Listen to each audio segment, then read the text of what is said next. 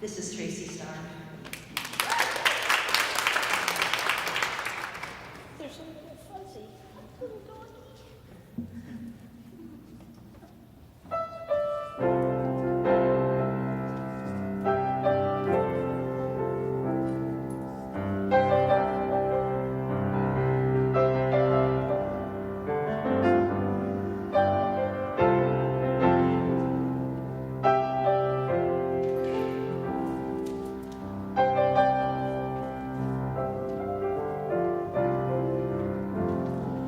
They will wait for you on the other side of a distant bridge when the worst is over. I will wait with you while the storm blows through and take you by the hand and lead you to the clover.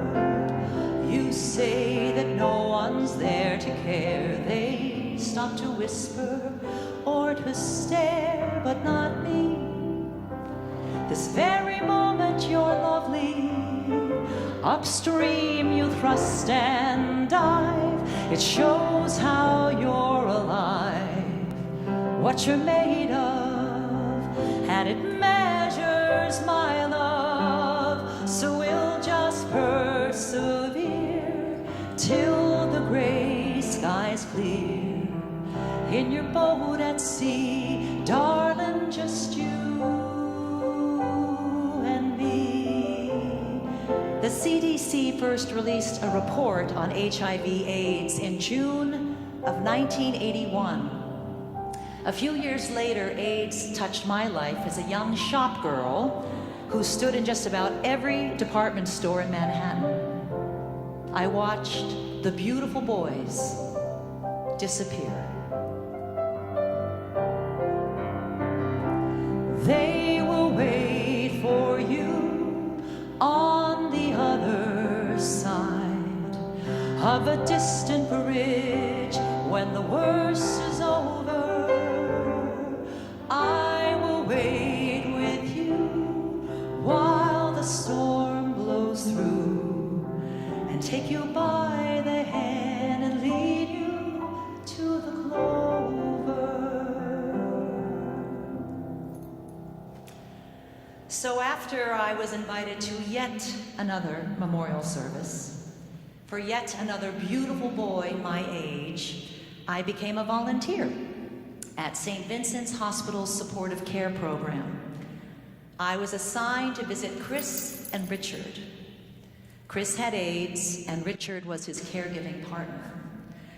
Immediately, my fantasy that I was going to play the volunteer to swoop in and save the day crashed. I was not there to save anything. I was there to exist, to sit on their couch, to listen to their music, to watch their TV programs, to watch their movies. They are the ones that turned me on to John Waters films. I saw Hairspray for the first time in their living room. But what I didn't expect was what they were going to give me. Chris and Richard escorted me through a courtship and an engagement. They came to my first wedding. And then 2 years later, after Chris passed away, it was Richard who helped me pack up my things and leave my first marriage. They were incredible.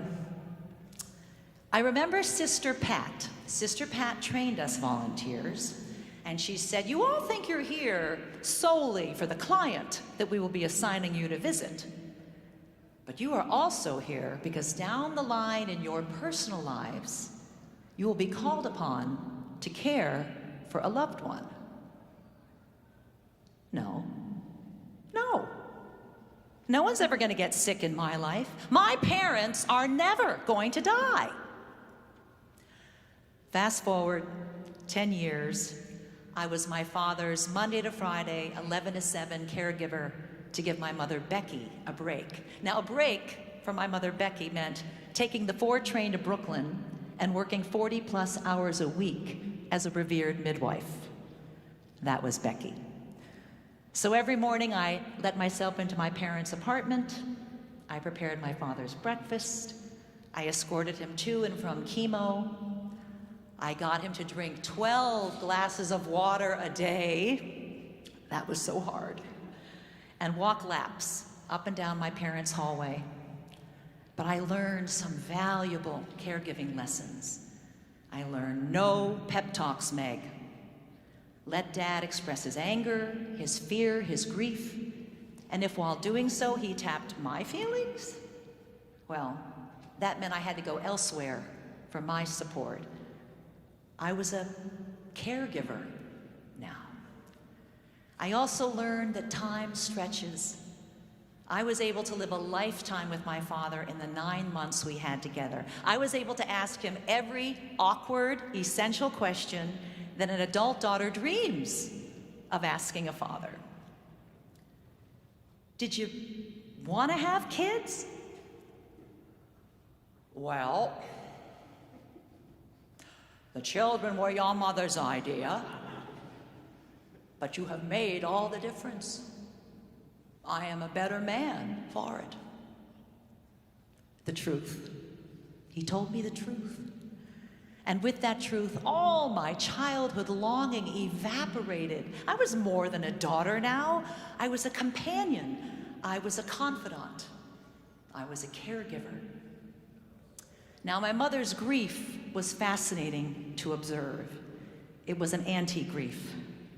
She removed all traces of cancer as my father's body was removed from their apartment. Then she volunteered for as many clinic and hospital shifts possible to go to bed immediately after getting home. But on her days off, it was movies, movies, movies, plays, plays, plays, musicals, musicals, musicals with me. I finally had my Gemini mother all to myself. I was the youngest of 4 kids, so I took it. So things hummed along like this for many years. And then my sister started to see signs. My sister saw my mom almost put a frying pan in the microwave on Christmas. I thought it was an honest mistake when my mother paid her annual income tax twice that year. But she agreed to have an MRI for us. Oh, I'm fine, you kids. The diagnosis was early stage frontal lobe dementia with a vascular component. She died a little that day. I died a little that day. But eventually she agreed to move into my building and let me oversee her care after I made one very huge promise. No nursing home. Well, Mom, no nursing home unless medically necessary. No, Maggie, no nursing home. Okay.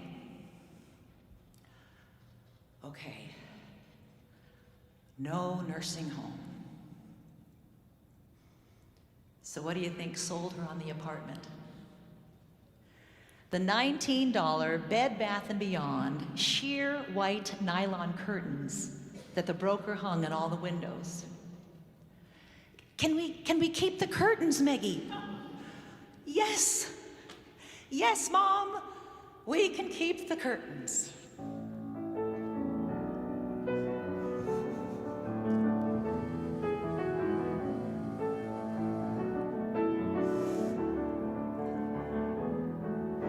A flight of stairs, a tile floor, a woman sits beyond a door. I fall apart, I just begin as laughter lets me in. Details drift as flowers bloom in this funny, sunny room. I tell us both a little lie before we say goodbye. I'm rooted in illusion, more clear amidst confusion, in a role reversal with no rehearsal on the second floor. while lyrics fade, no looking to the past to grade what I did and did not get or regret. Never ever quite the same. A family rallies around the flame to soak the warmth up to the brim before the fires dim.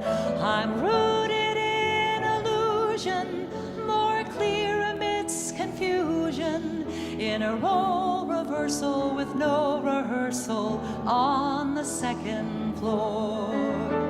I spend my days reeling in rejection. I cover grays, the age of my complexion, but seldom face I found a new direction.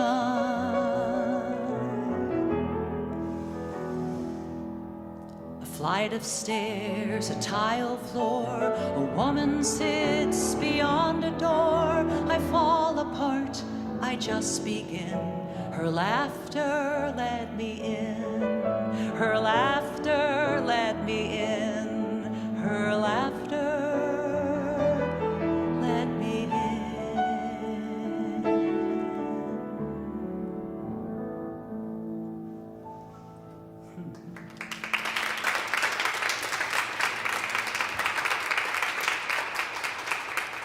So what did I learn from my mother? Oh, I learned so much from that woman. But I learned to leave my worldly noise outside her apartment door. That when I entered the nest, there was no past, there was no future, there was just the present moment. Now, when you realize that I was the girl with the 5-year plan, the 10-year plan, the pleaser, addicted to what people thought of me, this was huge.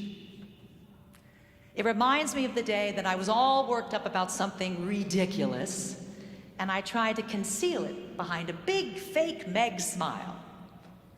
And I sat on the arm of her recliner with my big fake Meg smile. And she took one look at me. She put her hand on my cheek, and she made this face. She wasn't speaking at this point. And then caregiver Grace was sitting on the couch, and she said, "Window open! Window open, Meggie!" Meaning that my mother was having a very clear day. Thank God I knew to cancel my plans, to savor my mother, and to savor the moment. So that's the most important lesson I learned with Chris, with Richard, with my father, with my mother, to stay in the moment, to hold on tight to every moment possible.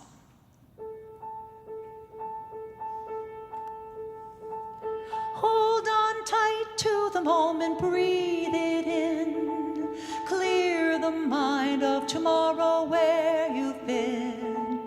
Hold on tight to the moment, fill the cup, take the picture, drink it up, and look me in the eyes. Let's not make a sound.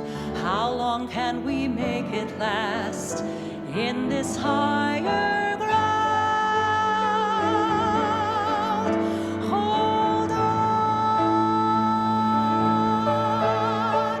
Hold on tight to the moment. Lights are on, the windows open, the curtains drawn.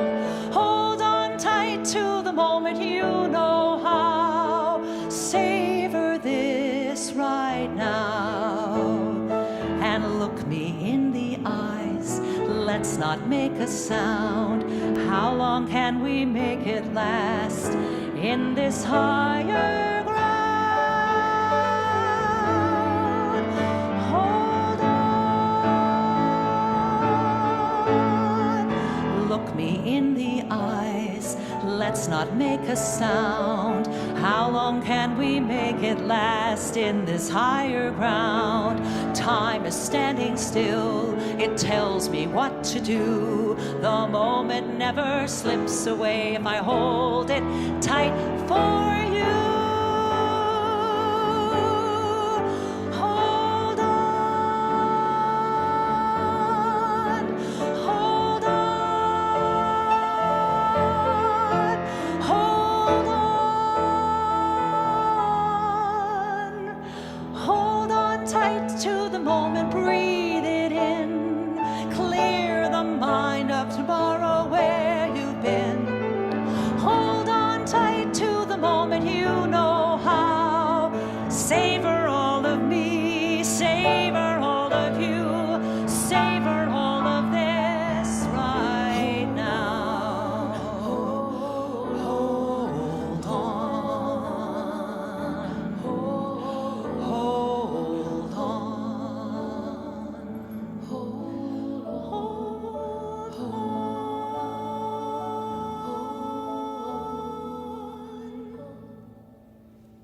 Thank you very much. This is Tracy Stark.